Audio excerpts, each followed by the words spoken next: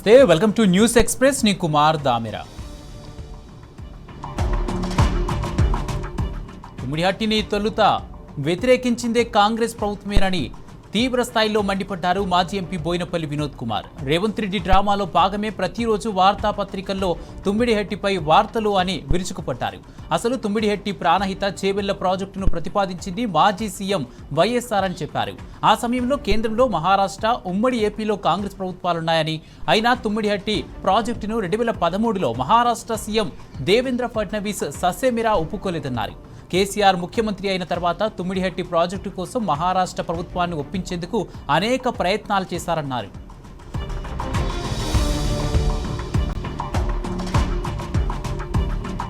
జగిత్యాల జిల్లా ధర్మపురిలో అక్రమ ఇసుక రవాణా జోరుగా సాగుతుందని మాజీ మంత్రి కొప్పుల ఈశ్వర్ ఆరోపించారు. మంత్రి అట్లూరి లక్ష్మణ్ కుమార్ పై తీవ్ర విమర్శలు చేసిన ఆయన కాంగ్రెస్ ప్రభుత్వం రైతులను ఇబ్బందులకు గురి చేస్తుందన్నారు. రైతుల సమస్యల పరిష్కారంలో ప్రభుత్వం విఫలమైందని ఆరోపించారు. ప్రజల పట్ల ప్రభుత్వం జవాబుదారీతనంతో వ్యవహరించి సమస్యలపై స్పష్టమైన సమాధానాలు ఇవ్వాలని డిమాండ్ చేశారు.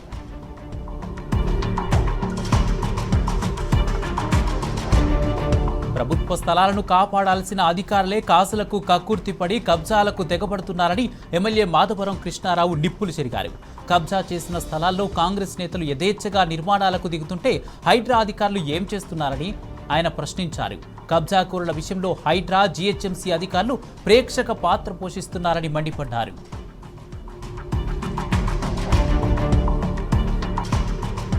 ప్లాస్టిక్ రహిత దుబాకగా మార్చేందుకు సమిష్టిగా కృషి చేయాలని ఎమ్మెల్యే కొత్త ప్రభాకర్ రెడ్డి పిలుపునిచ్చారు. అధికారులు ఎప్పటికప్పుడు దుకాణాలు, ఫంక్షన్ హాళ్లలో తనిఖీలు నిర్వహించాలని సూచించారు. సిద్దిపేట జిల్లా దుబ్బాకలో మున్సిపల్ కార్యాలయాన్ని ఎమ్మెల్యే ఆకస్మిక తనిఖీ నిర్వహించారు. ప్లాస్టిక్ నిషేధం, పారిశుద్ధ్య పనులపై చర్చించారు. ప్లాస్టిక్ వినియోగించిన వారిపై కఠిన చర్యలు తీసుకోవాలని అధికారులకు సూచించారు.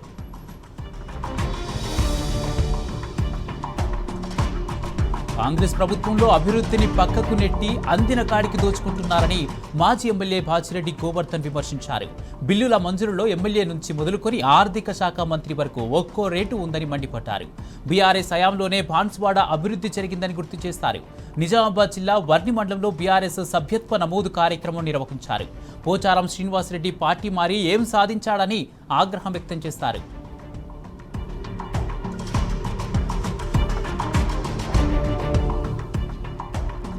ఖమ్మం కలెక్టరేట్ ముందు ఉద్రిక్తత నెలకొంది. పెంచిన పెట్రోల్, డీజిల్, గ్యాస్ ధరలు తగ్గించాలంటూ సిపిఐ శ్రేణులు కలెక్టరేట్ను ముట్టడించాయి. ఎన్నికల్లో కాంగ్రెస్ పార్టీ ఇచ్చిన హామీలను అమలు చేయాలంటూ సిపిఐ కార్యకర్తలు ధర్నా నిర్వహించారు. కలెక్టరేట్ లోపలికి వెళ్లేందుకు సిపిఐ కార్యకర్తలు ప్రయత్నించారు. పోలీసులు అడ్డుకోవడంతో స్వల్ప ఉద్రిక్తత వాతావరణం నెలకొంది. కేంద్ర రాష్ట్ర ప్రభుత్వాలకు వ్యతిరేకంగా నినాదాలు చేశారు.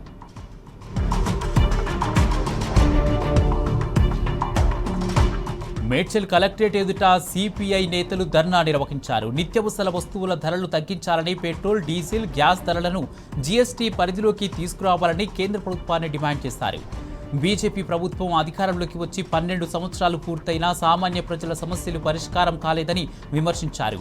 పెరుగుతున్న ధరల భారం కారణంగా మధ్యతరగతి కుటుంబాలు తీవ్ర ఇబ్బందులు ఎదుర్కొంటున్నాయని ఆందోళన వ్యక్తం చేశారు.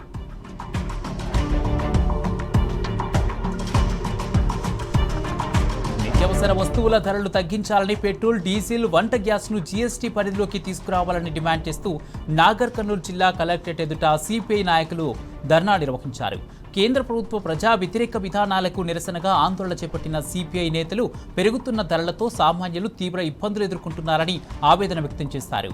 కేంద్ర ప్రభుత్వం వెంటనే ధరలను నియంత్రించి ప్రజలకు ఉపశమనం కల్పించాలని డిమాండ్ చేశారు. పెట్రోల్, డీజిల్, నిత్యావసర వస్తువుల ధరలను తగ్గించాలని డిమాండ్ చేస్తూ సిపిఐ పార్టీ ఆధ్వర్యంలో మంచిర్యాల జిల్లా కలెక్టర్ కార్యాలయం ముందు ధర్నా నిర్వహించారు.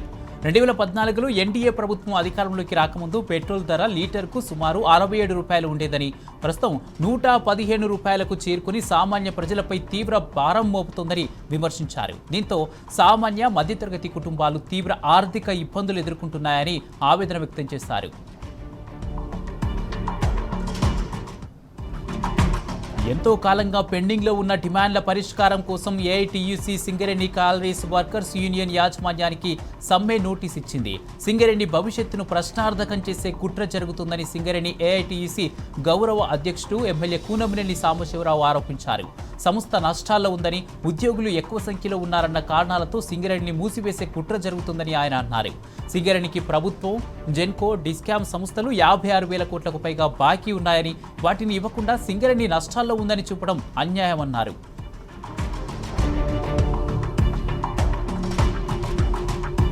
సింగరేణి కార్మికులకు కనీస మౌలిక సదుపాయాలు కల్పించడంలో సర్కారు పూర్తిగా విఫలమైందని టీబీజీకేఎస్ రాష్ట్ర అధ్యక్షుడు మిర్యాల రాజిరెడ్డి అన్నారు. కారుణ్య నియామకాలలో జాప్యం, కొత్త నియామకాల తగ్గింపు వంటి కారణాల వల్ల కార్మికుల కుటుంబాల భవిష్యత్తు ప్రశ్నార్థకంగా మారుతుందని అన్నారు. సింగరేణిని కాపాడుకోవడానికి కార్మికులంతా ఐక్యంగా కలిసి పనిచేయాలని పిలుపునిచ్చారు.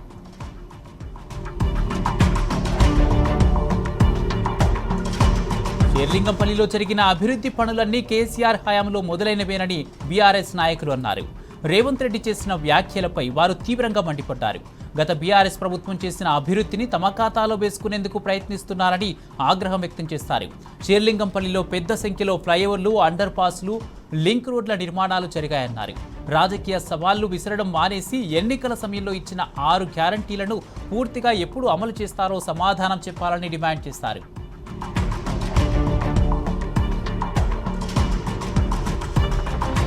మంచిర్యాల జిల్లాలో టీ న్యూస్ కథనానికి జిల్లా యంత్రాంగం కదిలి వచ్చింది. రైతులకు యూరియా బస్తాలను అధిక ధరలకు అమ్ముతున్న ఘటనపై ప్రత్యేక కథనం ప్రసారం చేసింది టీ న్యూస్. కాజీపేట మండలం ముత్యంపల్లిలో సహస్ర ఫర్టిలైజర్స్ అండ్ ట్రేడర్స్ నిర్వాహకుడు సాగర్ యూరియా బస్తాలను అధిక ధరలకు విక్రయిస్తున్నట్లు ఆరోపణలొచ్చాయి.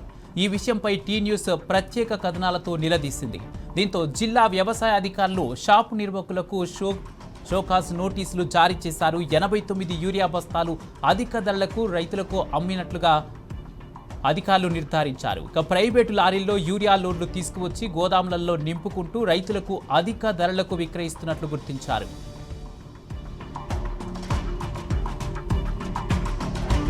సంగారెడ్డి జిల్లా చిన్నారం మున్సిపాలిటీలో నిర్వహించిన ప్రజాపాలన సభ తీవ్ర వాగ్వాదాల మధ్య రసాభాసగా మారింది.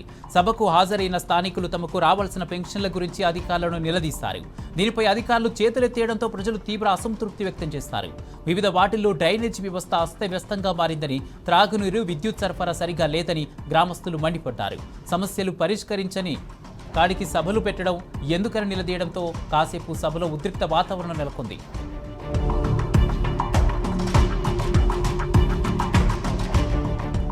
రేవంత్ డౌన్ నినాదాలతో హైదరాబాద్లోని దిల్సుఖ్ నగర్ హోరెత్తింది.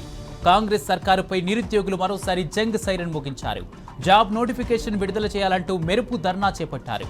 నిరుద్యోగులంతా ఒక్కసారిగా రోడ్డుపైకి వచ్చి నిరసన వ్యక్తం చేస్తారు. రేవంత్ సర్కారు మాట ఇచ్చి మోసం చేసిందని మండిపడ్డారు. ఈ సందర్భంగా పోలీసులు వారిని అడ్డుకొని అరెస్ట్ చేస్తారు. పలువురు విద్యార్థులను అరెస్ట్ చేసి స్టేషన్కు తరలించారు. ఈ సందర్భంగా నిరుద్యోగులకు పోలీసులకు మధ్య తీవ్ర వాగ్వాదం జరిగింది. 20,000 పోలీసు ఉద్యోగాలు భర్తీ చేయాలంటూ నిరుద్యోగ యువత డిమాండ్ చేశారు.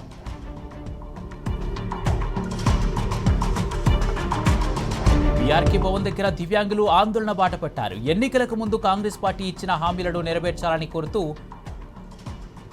ఎన్పీఆర్డీ ఆధ్వర్యంలో నిరసన తెలిపారు. రోడ్డుపై బైఠాయించి ప్రభుత్వానికి వ్యతిరేకంగా నినాదాలు చేస్తారు. 2.5 ఏళ్లుగా కాంగ్రెస్ సర్కారు ఒక్క కొత్త పెన్షన్ మంజూరు చేయలేదని ఆరోపించారు.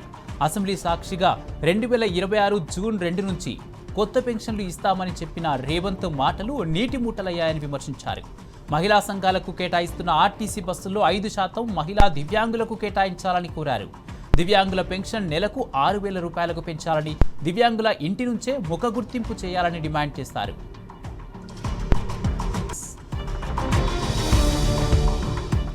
రాజన్న సిరిసిల్ల జిల్లా కోనరావుపేట మండలం కనగర్తి గ్రామంలో నూతనంగా నిర్మించిన గ్రామ పంచాయతీ భవనానికి తాళం వేశారు కాంట్రాక్టర్ అడెం మల్లారెడ్డి. గ్రామ పంచాయతీ భవన నిర్మాణ పనులు పూర్తి చేసి సంవత్సర కాలం గడుస్తున్నా తనకు రావాల్సిన 1,50,000 రూపాయల బిల్లు ఇప్పటికీ చెల్లించలేదని కాంట్రాక్టర్ ఆవేదన వ్యక్తం చేశారు.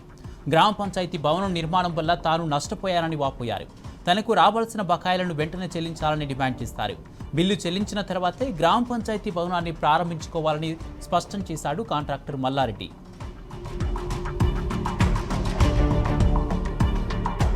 ఖమ్మం జిల్లా కొనిచెర్ల మండల పరిధిలోని బస్వాపురం రైతు వేదిక వద్ద జీలుగు విత్తనాల కోసం రైతులు పారలు తీరారు. క్లస్టర్ పరిధిలోని రైతులందరికీ ఒకే కేంద్రంలో జీలుగు విత్తనాల కూపన్లు పంపిణీ చేపట్టారు. దీంతో కూపన్ల కోసం పెద్ద సంఖ్యలో రైతులు గంటల తరబడి వేచి చూడాల్సి వచ్చింది.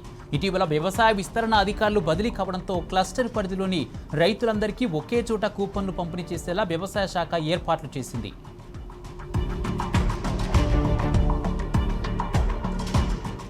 ధాన్యం కొనుగోలులో జరుగుతున్న జాప్యాన్ని నిరసిస్తూ సిద్దిపేట జిల్లా దౌలతాబాద్ మండలం హైమద్ నగర్ వద్ద రైతులు పెద్ద ఎత్తున ఆందోళనకు దిగారు. హైమద్ నగర్ మిల్లు వద్ద ధాన్యం దిగుమతి నిలిపివేయడంతో రైతులు మండిపడ్డారు. ప్రభుత్వం రైతుల పట్ల అనుసరిస్తున్న వైఖరికి నిరసనగా రోడ్డుపై బైఠాయించి రాస్తారోకో చేస్తారు.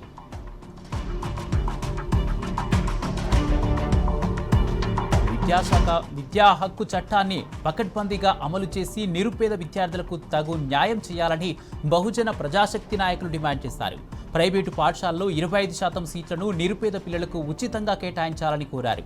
వీటితో పాటు పలు డిమాండ్లపై సీఎం సొంతూరు కొండారెడ్డిపల్లి నుంచి హైదరాబాద్ ఇందిరా పార్క్ వరకు బహుజన ప్రజాశక్తి నాయకులు పాదయాత్ర నిర్వహించారు. విద్యా వ్యవస్థపై ప్రభుత్వం పర్యవేక్షణ కరువైందని అన్నారు. ప్రభుత్వ పాఠశాలల కుదింపు నిర్ణయం సీఎం రేవంత్ రెడ్డి వెనక్కి తీసుకోవాలని డిమాండ్ చేశారు.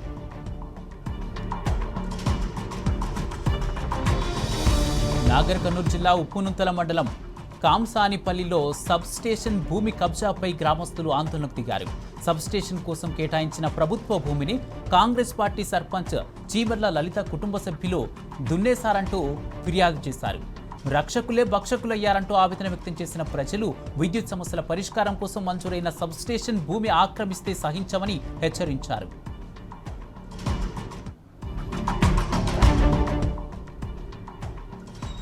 రాష్ట్రంలో కాంగ్రెస్ నేతల ఆగడాలు హద్దులు మీరుతున్నాయి. మహబూబ్ నగర్ జిల్లా పాలకొండ శివారు 273 సర్వే నెంబర్ వెంచర్లో కాంగ్రెస్ నాయకులు జులుం ప్రదర్శించారు. కాంగ్రెస్ మండల అధ్యక్షుడు అన్సిల్ రెడ్డి ప్లాట్ల హద్దురాళ్లను ధ్వంసం చేసి భూమిని కబ్జా చేశాడు. అప్పులు చేసి ప్లాట్లు కొన్నామని తమ భూములను కబ్జా చేయడం అన్యాయమని బాధితులు వాపోయారు. దేవరకద్ర ఎమ్మెల్యే మధుసూదన్ రెడ్డి అనుచరులని అంతు చూస్తామని బెదిరిస్తున్నారని తమ బాధను వ్యక్తపరిచారు. తమకు న్యాయం చేయాలని పోలీసులకు కలెక్టర్కు మొరపెట్టుకున్నారు.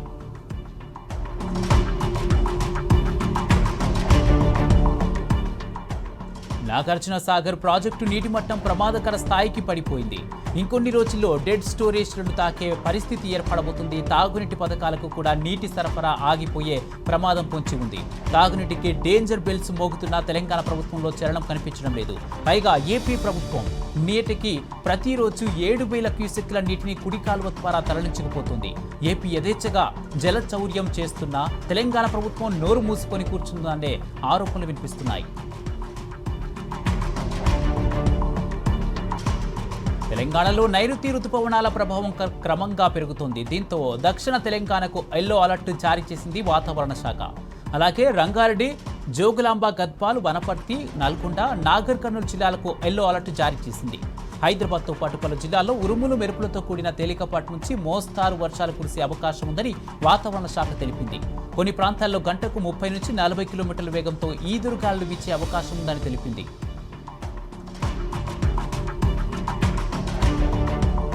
జగిత్యాల జిల్లా ప్రభుత్వాసుపత్రి కంపు కొడుతుంది. నీళ్లు లేక అపరిశుభ్రత రాజ్యం వెళ్తుంది. బాత్రూంలలో నీళ్లు రాక రోగులు, వారి సహాయకులు అవస్థలు పడుతున్నారు.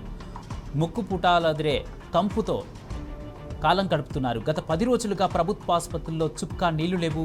దీంతో రోగులంతా నీళ్ల కోసం నానా అవస్థలు పడుతున్నారు. నీటి సమస్యపై డ్యూటీలో ఉన్న నర్సులను ప్రశ్నిస్తే నిర్లక్ష్యంగా సమాధానం చెప్తున్నారని బాధితులు ఆరోపిస్తున్నారు. రోగులకు నీటి సౌకర్యం లేకపోయినా ఆసుపత్రి సిబ్బంది ఉపయోగించే కూలర్లలో మాత్రం పుష్కలంగా నీరు ఉండటంపై ఆగ్రహం వ్యక్తం చేస్తున్నారు. అధికారులు ఇప్పటికైనా స్పందించి ఆసుపత్రుల్లో రోగుల సమస్యను పరిష్కరించాలని డిమాండ్ చేస్తున్నారు. జగిత్యాల ఆర్టీసీ డిపోలో అద్దె బస్సుల డ్రైవర్లు నిరసన వ్యక్తం చేస్తారు. డిపోలో పనిచేస్తున్న పలువురు అద్దె బస్సుల డ్రైవర్లను సరైన కారణాలు లేకుండా విధుల నుంచి పక్కన పెడుతున్నారని మండిపడ్డారు. ఉపాధిని కోల్పోయిన డ్రైవర్ల కుటుంబాలు ఆర్థికంగా తీవ్ర ఇబ్బందులు ఎదుర్కొంటున్నాయని వారు ఆవేదన వ్యక్తం చేశారు. డ్రైవర్ల సమస్యలు పరిష్కరించాల్సిన అధికారులు కొందరు ఓనర్లతో కుమ్మక్కై డ్రైవర్లపై ఒత్తిడి తీసుకొస్తున్నారని ఆరోపించారు. నిరసనగా జగిత్యాల డిపో పరిధిలో నడిచే అద్దె బస్సులను నిలిపివేశారు. హైదరాబాద్ ఐటీ కోర్ ఏరియాలో ఈగల్ ఫోర్స్ భారీ ఆపరేషన్ నిర్వహించింది. ధూల్పేటకు చెందిన నీతుబాయి ఐటీ కోర్ ఏరియాలో పెద్ద ఎత్తున గంజాయి అమ్మకాలు కొనసాగిస్తున్నట్లు పోలీసులకు ఉప్పందింది. దీనిపై కొన్ని రోజులుగా నిఘా పెట్టిన ఈగల్ బృందం ఒక్కసారిగా దాడులు నిర్వహించింది. అయితే విషయం పసిగట్టడంతో నీతుబాయి అక్కడి నుండి పరారైంది. గంజాయి కోసం ఆమె ఇంటికి పెద్ద సంఖ్యలో ఐటీ ఉద్యోగులు క్యూ కట్టేవారని అధికారులు చెబుతున్నారు. గంట వ్యవధిలో 50 మంది ఐటీ ఉద్యోగులను ఈగల్ ఫోర్స్ పట్టుకుంది. ప్రతిరోజు 10 లక్షల రూపాయల మేర అమ్మకాలు జరుపుతుందని ఈగల్ ఫోర్స్ అధికారులు అంటున్నారు.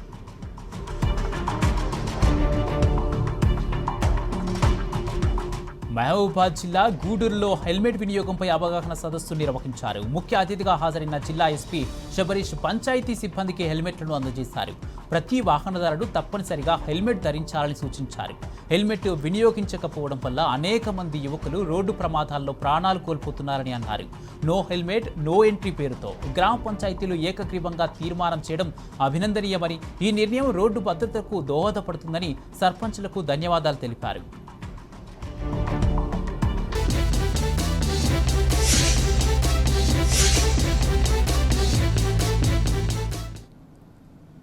Welcome back to News express.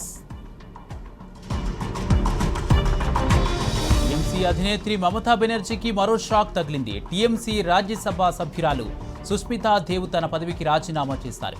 ఈ మేరకు రాజ్యసభ చైర్మన్కు ఆమె లేఖ రాశారు. అస్సాం సీఎం హిమంత్తో ఆమె భేటీ కావడంతో ఆమె బీజేపీలో చేరనున్నారని తెలుస్తుంది. ఇప్పటికే టీఎంసీలో రెబల్స్ బెడద పెరిగింది. తొలుత ఎమ్మెల్యేలు, ఆ తర్వాత పార్లమెంటు సభ్యులు వరుసగా తిరుగుబాటు చేస్తున్నారు. కొద్ది రోజుల క్రితమే రాజ్యసభ ఎంపీ సుఖేందు శేఖర్ రాయ్ పదవికి రాజీనామా చేశారు. అటు 28 మంది లోక్సభ సభ్యులు, 20 మంది ఎన్డీఏకు మద్దతు ఇచ్చారు. మరోవైపు 58 మంది ఎమ్మెల్యేలు మమతపై తిరుగుబాటు చేశారు.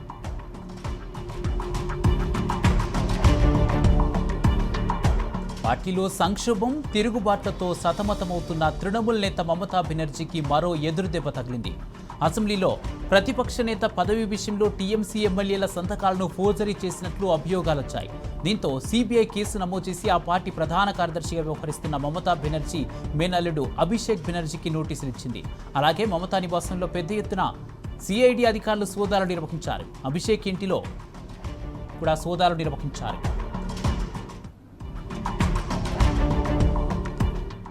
పశ్చిమ బెంగాల్లో టీఎంసీ నాయకులపై వరుస దాడులు కొనసాగుతూనే ఉన్నాయి. తృణమూల్ కాంగ్రెస్ 15 ఏళ్ల పాలనలో హల్చల్ చేసిన నేతలందరిపైన దాడులు జరుగుతున్నాయి. తాజాగా మాజీ మంత్రి ఉజ్వల్ బిస్వాస్ ఇంటిపై స్థానికులు దాడి చేశారు. ఆయనను దూషిస్తూ కోడిగుడ్లు విసిరి నానా బీభత్సం సృష్టించారు.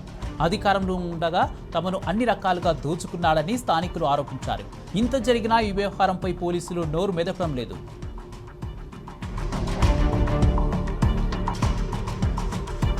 మీనాక్షి నటరాజన్ రాజ్యసభ నామినేషన్ తిరస్కరణ వ్యవహారం కాంగ్రెస్లో కలకలం రేపుతోంది. ఈ కుట్ర కోణంపై అన్ని వేళ్లు తెలంగాణ వైపే చూపిస్తున్నాయి. మధ్యప్రదేశ్లో బీజేపీ వ్యూహాత్మక దూకుడు గమనిస్తుంటే తెలంగాణ కాంగ్రెస్ ముఖ్య నేతపైన అందరి అనుమానాలు బలపడుతున్నాయి. పాత కేసు వివరాలు మీనాక్షికి తెలియకుండా మధ్యప్రదేశ్ బీజేపీకి చేరవేశారు ఆ నాయకుడు. వాటిని ఆయుధంగా చేసుకున్న మధ్యప్రదేశ్ బీజేపీ నాయకులు ఆధారాలతో సహా ఎన్నికల సంఘానికి ఫిర్యాదు చేశారు. దాంతో మీనాక్షి నటరాజన్ నామినేషన్ను ఈసీ అధికారులు తిరస్కరించారు.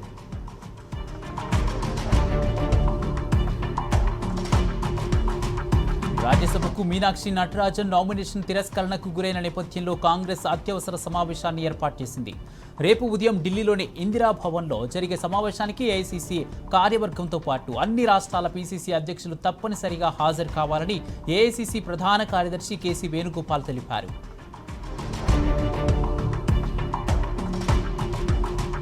కాంగ్రెసేతర ప్రాంతీయ పార్టీల ఐక్యతకు వ్యూహ రచన జరుగుతుంది. తమిళనాడులో టీబీకేకు కాంగ్రెస్ మద్దతు ఇవ్వడంపై ఆగ్రహంతో ఉన్న డీఎంకే చీఫ్ ఎంకే స్టాలిన్ ప్రాంతీయ పార్టీల కూటమికి కసరత్తు ప్రారంభించారు.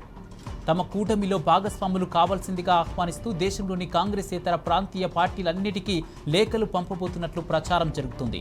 కాంగ్రెస్ వ్యవహార తీరు, నాయకుల ప్రవర్తన శైలి తమకు అనుకూలంగా మార్చుకోవాలని స్టాలిన్ ప్రయత్నిస్తున్నారు. తమిళనాట తమ కూటమికి కాంగ్రెస్ చేసిన నమ్మక ద్రోహాన్ని ఈ సందర్భంగా ప్రస్తావించనున్నారు.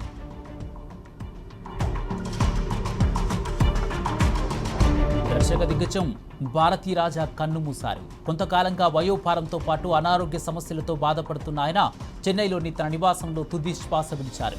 85 ఏళ్ల భారతీ రాజా దర్శకుడిగా మాత్రమే కాదు, నటుడిగా, రచయితగా, నిర్మాతగాను రాణించారు. భారతీరాజా మరణ వార్తతో తమిళ సినీ పరిశ్రమతో పాటు దేశవ్యాప్తంగా సినీ అభిమానులు దిగ్భ్రాంతికి గురయ్యారు. తెలుగులో సీతాకోకచిలుక, కొత్త జీవితాలు, జమదగ్ని, ఎర్ర గులాబీలు, ఆరాధన వంటి క్లాసిక్స్ తీశారు. సీతాకోకచిలుక మూవీకి నంది అవార్డు దక్కింది. తన కెరియర్లో 6 జాతీయ అవార్డులు, పద్మశ్రీ పురస్కారంతో పాటు అనేక గౌరవాలను అందుకున్నారు. కాగా ప్రభుత్వ లాంఛనాలతో అంత్యక్రియలు నిర్వహించాలని ముఖ్యమంత్రి విజయ్ ఆదేశించారు.